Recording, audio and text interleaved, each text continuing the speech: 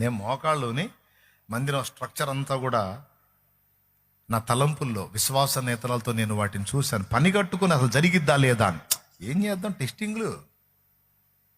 మరి ఒక పట్టాను వచ్చాము లైన్లోకి, టెస్టింగ్లు. ఇప్పుడు నేను విశ్వసిస్తున్నాను, నమ్ముతున్నాను దేవుడు ఇలాగ చేస్తాడో లేదో అని పరీక్ష పెట్టి కూర్చోలేదు, కానీ విశ్వసించి దేవుణ్ణి స్తుతిస్తూ వచ్చాను. సరే, అంతా అయిపోయింది. మరుసటి రోజు మందిర ప్రతిష్టారాధన అంతా అయిపోయింది. 2008 సంవత్సరం ఆగస్టు 6వ తారీఖు మందిర ప్రతిష్ట శాంతినగర్లో. ఆ మందిరం అంతా రెడీ అయిపోయింది. మందిరం అంతా కూడా నేను ఏదైతే విశ్వాస నేత్రాలతో వీక్షించానో యాజ్ ఇట్ ఈజ్గా డిటో దించేశాడు దేవుడు. దేవుని స్తోత్రం అనుకొని వాకిడి దగ్గరికి వచ్చినప్పుడు మెట్లు కూడా నిర్మాణం అయిపోయింది, కానీ మెట్లకు నేను అనుకున్న కలరు రాలా. స్తోత్రం. ఇదొక్కటే ఆగిపోయిందే నా విజన్లో అనుకొని, మరి తెల్లవారితే మరి మందిర ప్రతిష్టారాధన కూరగాయలు అవి తెచ్చుకోవాలిగా. మరి అప్పుడు ఆ సామాగ్రి కోసం మార్కెట్కి వెళ్ళాను. ఆ బిర్యానీ వండేదానికి ఆ దినుసులు అవన్నీ కావాలి కదా.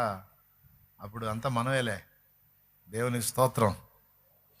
కాబట్టి ఆ విస్తళ్ళు వచ్చిన వాళ్ళకి ఆ గ్లాసులు అవన్నీ కూడా ఐటమ్ తేవాలి కూడా వెళ్ళాను. నైటు 11 అవుతుంది. ఆ ఉన్న బిడ్డల్లో ఎవరో ప్రేరేపించబడ్డారు. రెడ్ ఆక్సైడ్ తెచ్చి దాన్ని సిమెంట్లో కలిపి నేను వెళ్ళి ఆ సరుకులన్నీ తీసుకుని వచ్చేసరికి ఆ మెట్లకు కూడా అది వేసేసి పెట్టేశారు. వాస్తవం ఇది ఒక్కటి మిస్ అయింది, ఇది నెరవేరలేదు అనుకున్నా. ఏందిరా మిస్ అయ్యేది, నాకు సమస్తము సాధ్యమే అన్నట్టు అది కూడా అయిపోయింది. వచ్చి చూసి బిత్తరపోయేప్పుడు ఇక రోడ్డు మీద నిలబడి మందిరం చూస్తే ఏ స్ట్రక్చర్ నేను విశ్వాస నేత్రాలతో చూశానో అది యాజ్ ఇట్ ఈజ్గా అయిపోయింది. అది ఎంట్రన్స్ ఇప్పుడు లైట్గా కనపడుతుంది, అది రెడ్ ఆక్సైడ్ పోయి. ఆ ఫోటో ఇప్పటిది. చూడండి, ఆ లోపలికి మందిరానికి ఎంటర్ అయ్యేటప్పుడు ఆ గేట్లు దాటినాక 2 మెట్లు కనపడుతున్నాయి, అడుగున కనపడుతుంది రెడ్ ఆక్సైడ్. కనపడుతుందో లేదో మరి. కనపడకపోతే ఎక్కడే 100 కిలోమీటర్లు లేదు, గట్టిగా కాకైతే ఆడికి కనపడద్ది, పోయి చూడొచ్చు. అది ఓకేనా?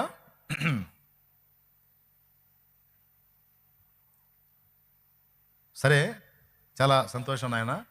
ఇప్పుడు ఏదైతే నేను ఆనాడు విశ్వాస నేత్రాలతో వీక్షించి ప్రార్థించి స్తుతించానో, దేవుని కృతజ్ఞతలు చెప్పి ఎదురు చూశానో, ఆ కార్యాన్ని, అడిగిన వస్తువుని, మందిరాన్ని, ఆ స్ట్రక్చర్ని, ఆత్మల్ని, సమస్తాన్ని కూడా దేవుడు నెరవేర్చకుండా లేడు. ఏది మిస్ అవ్వాల. ఒకటి మిస్ అయింది. ప్రార్థన కొరకు ఒక ఎకరంలో ఒక చిన్న ప్రేయర్ గార్డెన్ క్రియేట్ చేద్దామని, ప్రేయర్ గార్డెన్ కొరకు 1 ఎకరాన్ని దేవుని ముందు నేను ఉంచా. అది కూడా ఎందుకంటే ఏకాంత ప్రార్థన నాకు దేవునితో అలా గడుపుకోవటం అలవాటు. నేను మంచినీళ్ళ చెరువు దగ్గర ప్రార్థనకి వెళ్ళినప్పుడు, అప్పట్లో 2010-11లో ఏకాంత ప్రార్థనకి ఆ చెరువులోకి వెళ్ళినప్పుడు ప్రార్థనలో కూర్చొని ప్రభుతో మాట్లాడుకుంటున్న నన్ను 2 సార్లు మున్సిపాలిటీ వాళ్ళు లేపారు, తాగుబోతుండ అనుకొని. దేవునికి స్తోత్రం. ఎవరు అనుకొని? తాగుబోతాడు అనుకొని. ఎందుకంటే ఆ చెరువులో మనుషులు పడి చచ్చిపోతున్నారు. అందుకని ఈడెవడో వచ్చాడు, ఆడే కూర్చున్నాడు, తాగిన కాడికి తాగి దూకుతాడేమని వాళ్ళ భయం వాళ్ళది అనుకుంటా. మరి ఎందుకో 2 సార్లు నన్ను మంచిగా దేవునితో బాగా మాట్లాడుకుంటా ఉన్న టైంలో నన్ను 2 సార్లు ఏయ్ ఎవరు ఏం చేస్తున్నాడా? ప్రార్థన చేసుకుంటానండి, ప్రార్థన చేసుకుంటున్నాను. ఏం చెరువులో ప్రార్థన చేయరా స్వామి? ఎవడు నువ్వు బలివాళ్ళు?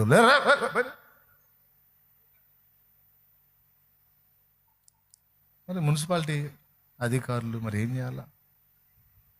మళ్ళీ బైబిల్ తీసుకొని మళ్ళీ చేతిలో పెట్టుకొని మళ్ళీ కట్ట మీదకి వచ్చి అక్కడ మోకాళ్ళు వేసేవాడు. చెరువులో ప్రార్థన ఏంది? ఆడ తయారవుతారా స్వామి, బలి వాళ్ళు తయారవుతారు మా పెండానికి అనుకుంటూ పోయేవాళ్ళు. 2 రౌండ్లు వేసారు అట్టం. అప్పుడు బాధ కలిగింది. మనం ఎప్పుడు ఏది ఆలోచించినా మన ఒక్కళ్ళకి ఆలోచించాంగా, మనందరికి ఆలోచిస్తాంగా. కాబట్టి నా బిడ్డలు ఎవరైనా నిన్ను వెతకాలనుకుంటే, నీతో ఏకాంతంగా గడపాలనుకుంటే, నాకు నా బిడ్డలకి సౌకర్యవంతంగా 1 ఎకరం ఇచ్చేయి, ఈ పక్క ఇచ్చేయి. చక్కగా దాన్ని ప్రేయర్ గార్డెన్లా క్రియేషన్ చేసి మంచిగా చెట్లు వేసేసి,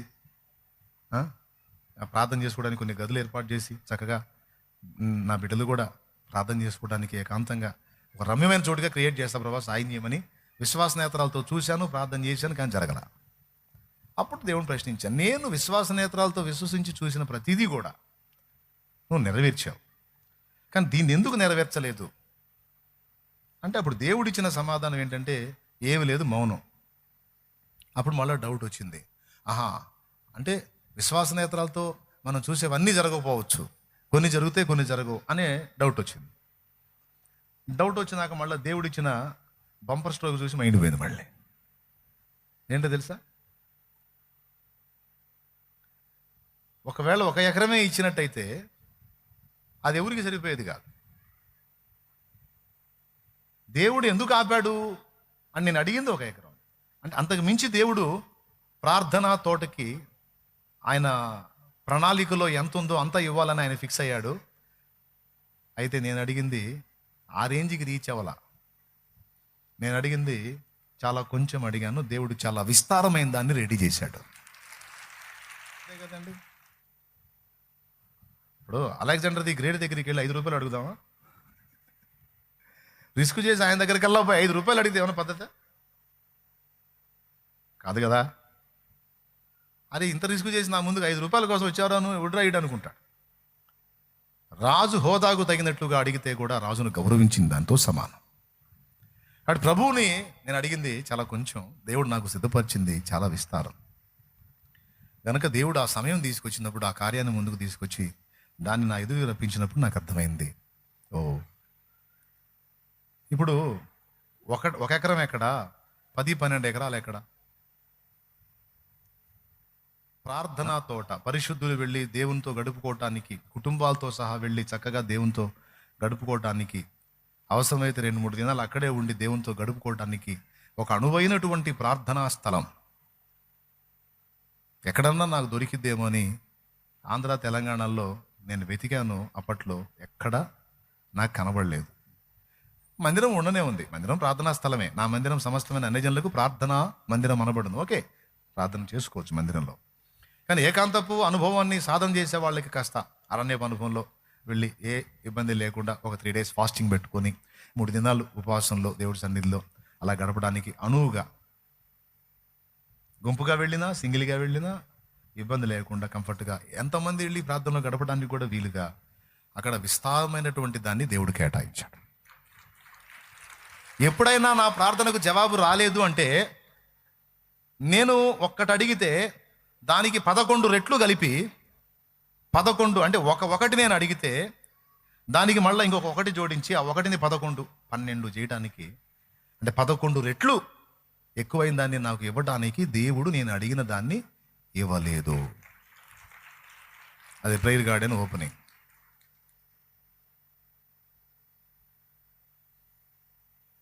అప్పట్లో ఇంకా ఏమి ఏర్పాటు చేయాలి, ఇప్పుడైతే చాలా అద్భుతంగా రెడీ అయిపోయింది. చెట్లు అన్నీ రమ్యంగా తయారైపోయింది ఇప్పుడైతే. ఓకేనా? నేను సత్యం చెప్తున్నా, నేను అబద్ధ మాటలు చెప్పట్లేదు. నేను చెప్పినవన్నీ మీకు కనపడుతున్నాయి అక్కడ. ఇప్పుడు ఇది ఇచ్చారనుకో, చుట్టూ ఇళ్ళే. ఇక్కడ మనం ఎలుగెత్తి మొరపెట్టడానికి ఉంటుందా?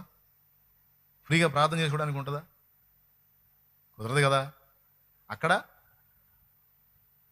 పక్షుల కిలకిలా రావాలి తప్ప ఇంకా ఏ విధమైన సౌండ్ ఉండదు.